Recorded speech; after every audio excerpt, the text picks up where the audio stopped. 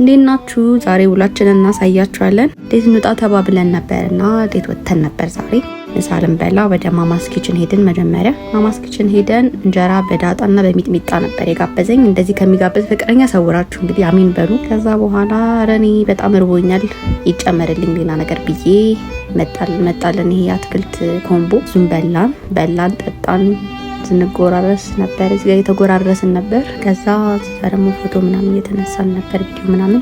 ከዛ ዝናብ ዘነበ።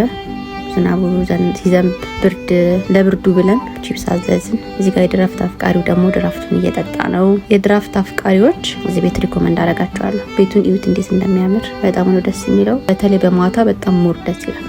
ከዛ ሴንቸሪ ሄደን ካፕቴን አሜሪካ ለማየት ነበር ነው ለማየት ገባን። እዚህ ጋር በጣም ኤክሳይትድ ሆኜ ነበረ። ገባልናይ ከዛ በኋላ የተንጨርሰን ወጣን። ይሄን ይመስል ነበር